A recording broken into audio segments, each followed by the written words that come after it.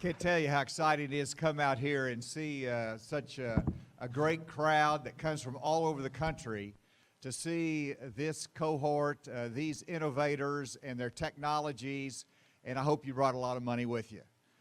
But we are delighted to have you, and I want to thank Gary Norcross. What an incredible partner FIS has been in this accelerator program in FinTech, and what a difference that Gary has made in terms of innovation in the financial sector, and it makes a difference here in Arkansas. And so thank you, Gary, and I'm excited about the announcement that we've made today. Let me tell you just a little bit. I agree that this cohort is pretty amazing. These 10 companies that have come here, not only do they have incredible talent and vision, but they also are not bad skeet shooters. And that's one of the things that we got to do with them. I took them out and we had a good time, and so they enjoy the quality of life. Now, what do governors do when you come and talk to an audience? Well, you sell the state of Arkansas. And I make my pitch to you. How many of y'all from out of state? That's why you're going to have to listen to me for a second. And I'll tell this quick story. I was with Governor Abbott in Texas, and we were on a panel together, and Governor Abbott was asked by the moderator, well, tell us what's going on in Texas, and he started bragging about Texas. That's what governors do. And he said, our cities are growing, our businesses are growing, investors are coming here, and he said, in fact, half of the people of California are moving to Texas. Well, if he's going to exaggerate like that. Then they turned to me and said, well, Governor, what do you have to say? And I said, well, Arkansas has always had a nice interchange with Texas. In fact, Governor Abbott, you might not realize it, but half of the entering freshmen at the University of Arkansas come from Texas. And that's close to a true statement. And so understand all of the hidden secrets in this state. And you talk about the talent. We have entrepreneurs. Gary Norcross is not a bad entrepreneur that comes from here. But how about Sam Walton? How about Don Tyson? How about Charles Murphy? It goes on and on of the entrepreneurs that are here in Arkansas that believe in innovation, that looking at the world in a different ways. But we also, not besides just entrepreneurs, but we have this accelerator program that reflects the diversity of the state of Arkansas. And when you look at our economy, we've created 70,000 jobs since I've been governor over the last 3 years. Mike Preston's here, my Director of Economic Development. He understands this. And we've created 70,000 jobs. Last year, we reached the lowest unemployment rate in the history of Arkansas. We have a diversified economy in this state, with agriculture our leading industry. Manufacturing is right up there. Tourism is our #2 industry. When it comes to manufacturing, we have the 6th leading state in terms of jobs that are engaged in manufacturing. But our banking sector is significant. One banking operation, OZK, out of Arkansas, makes more construction loans than any other bank in the United States of America, right out of here in Arkansas. And so we are the banking center for regional banks, but in addition, we are now developing a technology sector. And I want you to understand that we're investing in it as a state, as the city of Little Rock with the Venture Center, and it's making a difference whenever we can have the diversified economy that includes technology. Our goal is to be a micro-hub of technology companies right here in Arkansas. And we can do that whenever you have leading technology companies like Walmart and Axiom and Murphy Oil and on that goes in this state. And so we want to be that center, and whether we talk about coding or whether we talk about blockchain or whether you talk about cybersecurity, Arkansas wants to be innovators. We want to be on the cutting edge of this, and we want to be investing in it.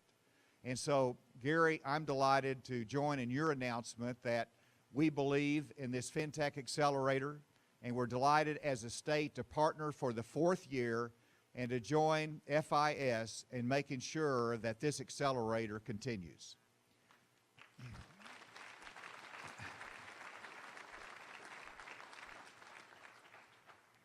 And the other thing that's important besides the entrepreneurs, the innovators, is to have a talent pool that will support these companies that understand technology and are investing in technology. And so we were the first state to mandate computer coding to be taught in every high school in Arkansas. We integrated that curriculum into K through 8. We put $2.5 million every year into training, retraining our teachers in computer science, and we now have over 6,000 high school students every year taking computer science. As a result, whether it's Google or Microsoft or Code.org or Wired Magazine, we are leading the nation in computer science education. And so that talent pool will be there for these companies. We want you to consider Arkansas and all of the investors that are out here. These 10 companies are good, and we hope that they'll have an opportunity here. If not, they can grow somewhere else, expand, and come back here for their second office. But we want that future to be here. So thank you for being here. Thank you for investing. Thank you for giving an ear to these incredible companies. And again, I want to express my appreciation to FIS for your investment and the partnership with the state of Arkansas. Thank you very much.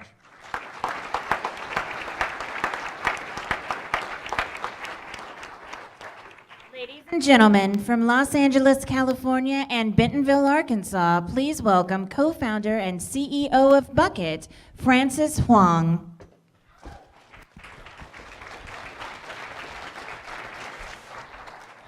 So I'm actually one of these use cases that Governor Hutchinson was talking about. Last year, August, I picked up and moved my company to Bentonville, Arkansas.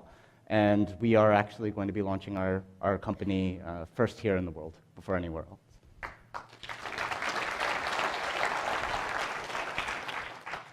So I first wanted to say a sincere thank you to FIS, to Governor Hutchinson, and especially the Venture Center and all of the staff. This has been an amazing experience, and we've had tremendous relationships come out of this.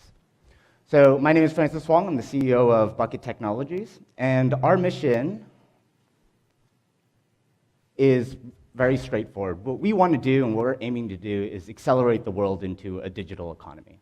And for me, there's a tremendous urgency around this because I fundamentally believe that if money today, in 2018, is not moving at the speed of the internet, it ceases to be useful to society. So if I had a $20 bill in my hand, there's a growing number of places where that is completely useless. The largest taxi services in the world, Uber and Lyft, I can't pay with cash. Largest retailers, presences in the world, Alibaba, Amazon, et cetera, can't use cash. Largest payment platforms, you can't use cash. So if the mobile phone is how people are coming online, and today a mobile phone is $50 in Zimbabwe, it'll be $28 next year, and $14 the year after.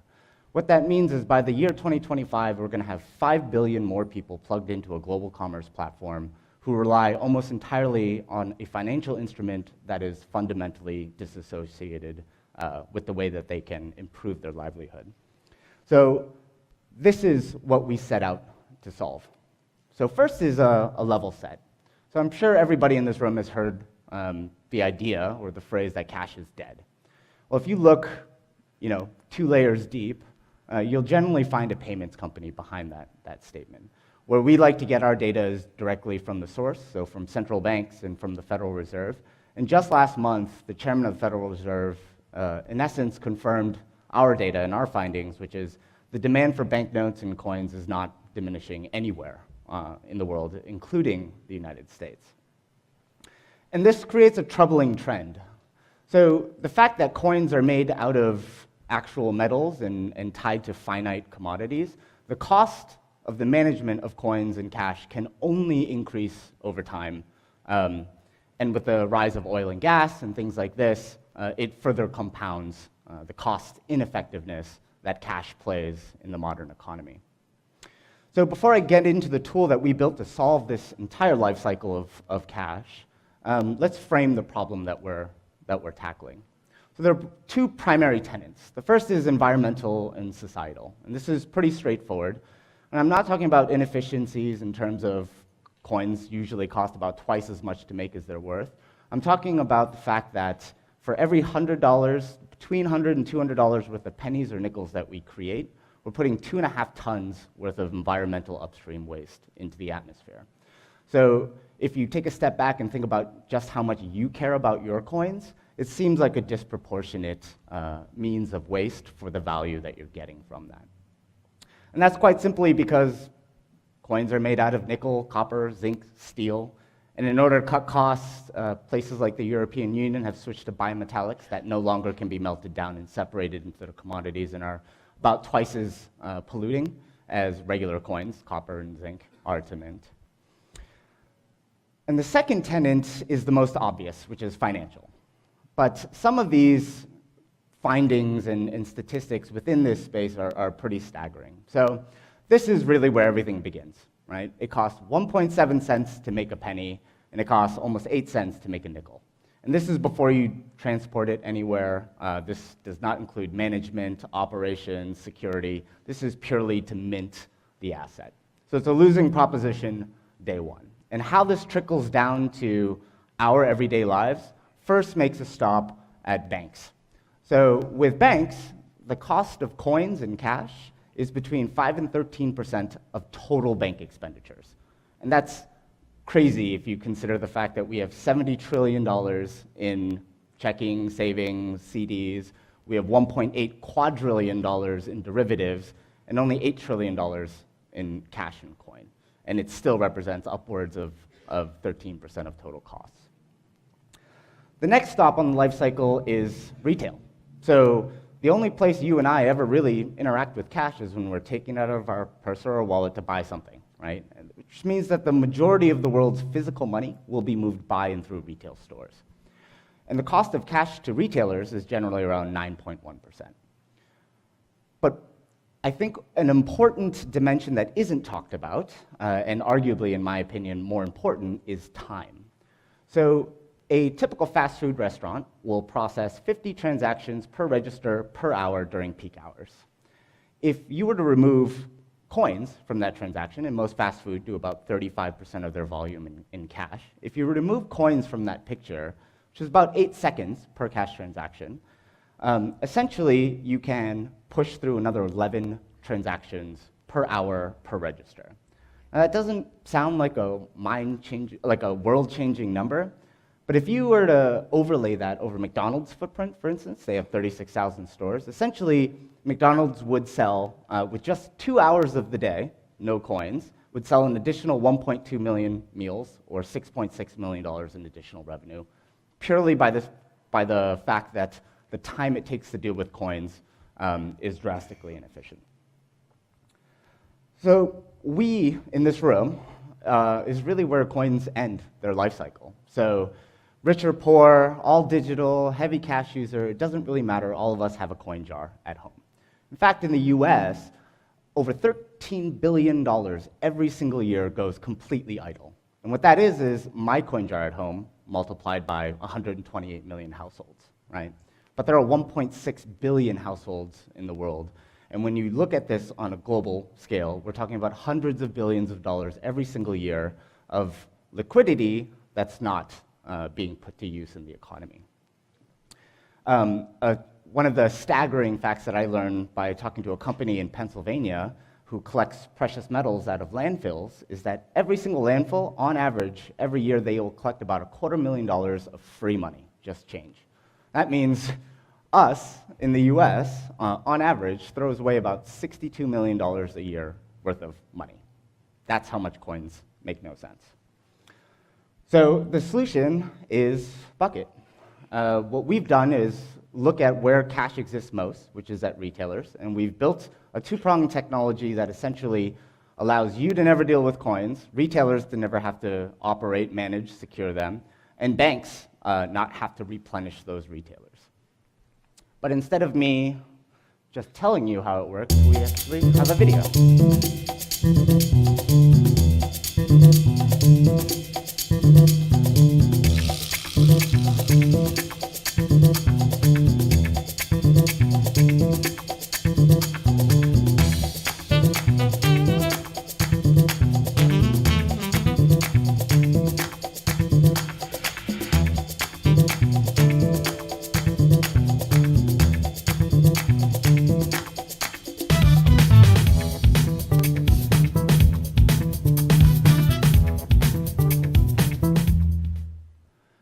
And that's really how easy we wanted to make it. So the first prong of our technology integrates with POS systems, because every retailer in the world has a POS system. The reason why we're doing a QR code is because the majority of the world's coins will be moved through fast food restaurants. And if you were ever asked for your loyalty card at McDonald's, I'm sure you'd be slightly confused. So we really kept this as a post-transactional workflow. And as things like NFC become more ubiquitously used in the United States, essentially because we're integrated with the POS, we can do automatic identification, which means anytime you shop with cash, don't need to take out your phone, don't need to do anything, it's automatically bucketed. On the user side, we wanted to make it as simple. So we really have 3 activities that you do. You scan your receipt, you track your progress, and then you use your money. We're 100% free for the consumer, so you're not paying any fees to get cash that you can use as opposed to coins. Retailers, it's free for them, and banks, it's free for them as well.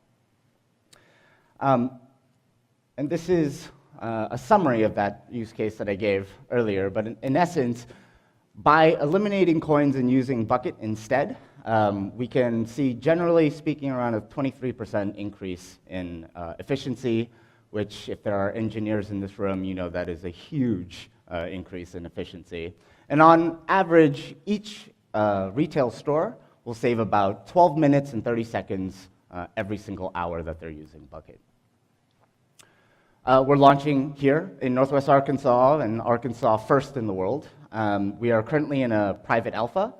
We are rolled out with a couple of retail stores, and we are testing and working out all of the user bugs.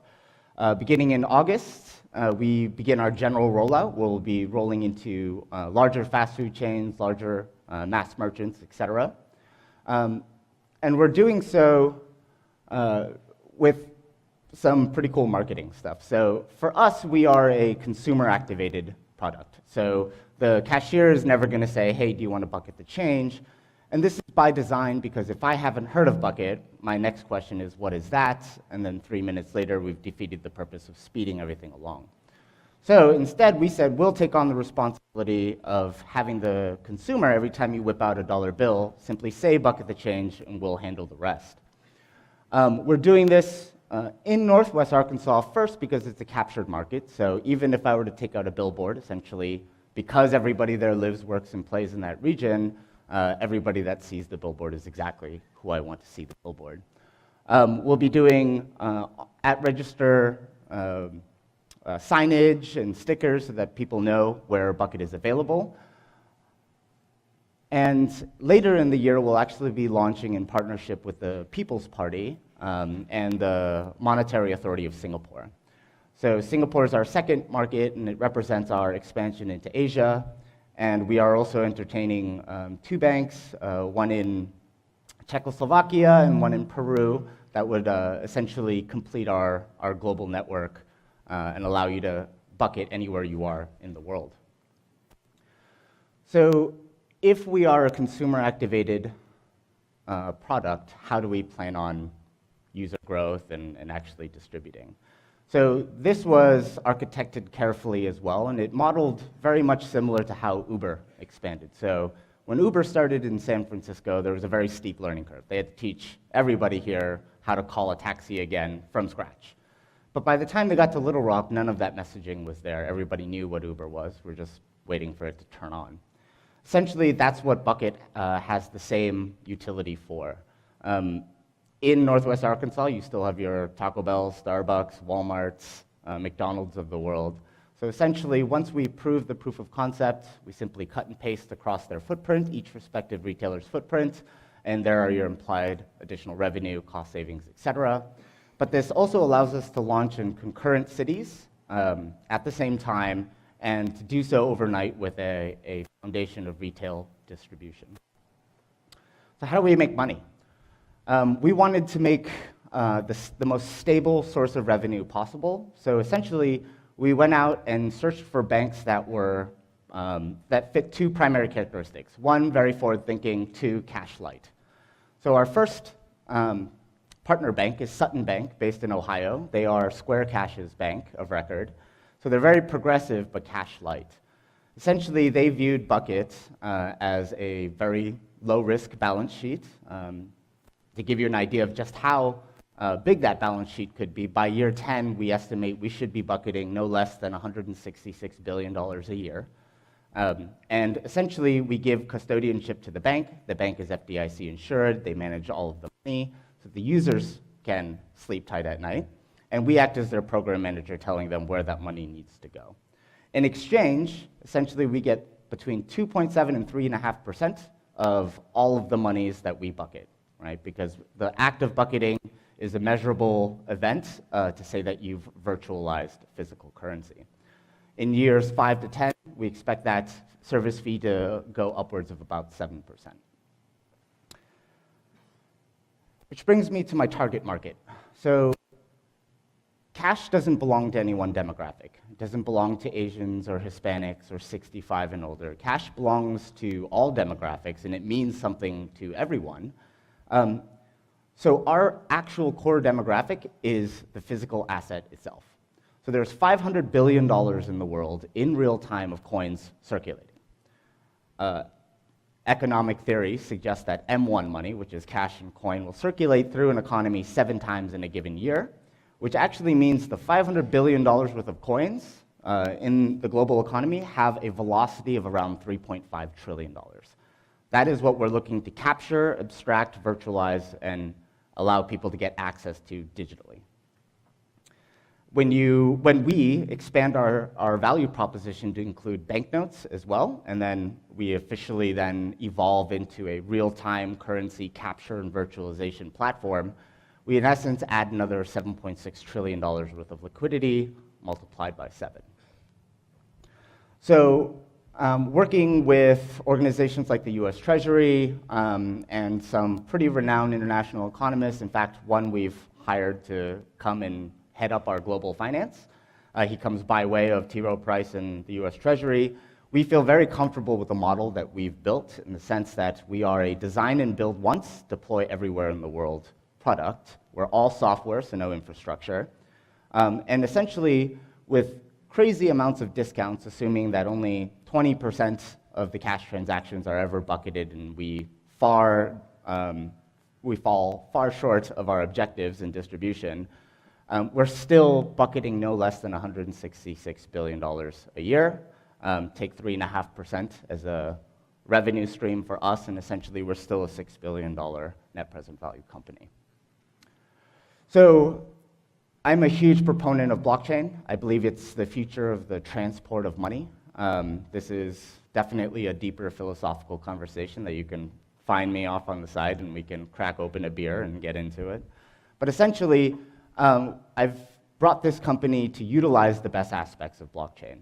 So we are a dual token model. The first is securities-based. So we are Regulation D, 506C, 144 compliant securities in the US. Essentially what we've done is taken our entire net income and tokenized it. But instead of the board of directors behind closed doors discerning whether or not they're going to issue a dividend, we've built a library of smart contracts that essentially preserves the retained earnings needed for the project to continue flourishing. But if all the other variables are hit, profit distributions are automatically made to all token holders.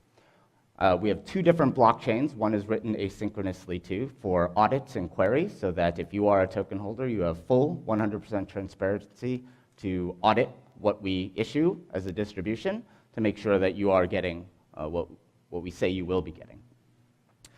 The second is a utility, which acts just like in any other cryptocurrency. Essentially, we want to create a stable token. Everything right now in the crypto community space is very speculative and it's very volatile. Because of the nature of what Bucket is doing, when you bucket your change, you are essentially taking US dollars or Hong Kong dollars or wherever you are in the world and staking a stable cryptocurrency that then you can arbitrage into other cryptocurrencies. Even if you want to arbitrage back into US dollars or Hong Kong dollars, we have that capital sitting in a bank account and are able to do that for free. So our leadership team, we have over 100 years of experience. My background is in physics and engineering. I've worked from Raytheon to ESPN to Walt Disney, primarily doing quant and engineering. My last role was as the chief scientist for Unitas Global, so I'm very familiar with enterprise-grade infrastructure and deployments and security. My co-founder is a serial entrepreneur. I think he had 4 companies. I made him sell 3 to do this full time. We have an enterprise, a pretty renowned enterprise integration specialist. I have most of my team here in the back. Michael O, as I mentioned earlier, he comes by way of the US Treasury and T. Rowe Price. So we believe that we have a very strong team. We all bring very specific disciplines and have, in many cases, worked together for many years in the past. So the team has grown from the beginning of this cohort. We were 7 people, and today we are over 15. So there's a tremendous amount of momentum that the company is experiencing. So what have we done so far? We've, prior to pivoting and utilizing blockchain, we raised $2.5 million in private equity.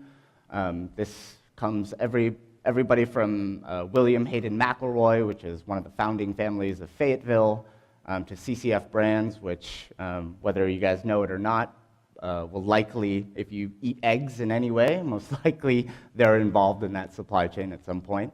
But we've put together a strategic group of investors that essentially know retail very, very well. They know CPG, they know retail, and they have banking relationships.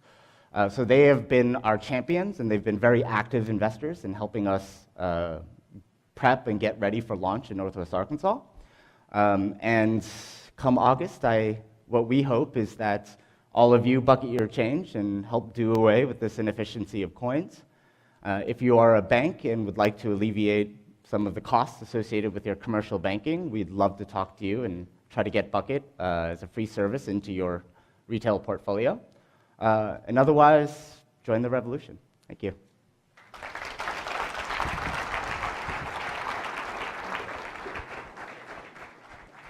Splitting time between Warsaw, Poland and London.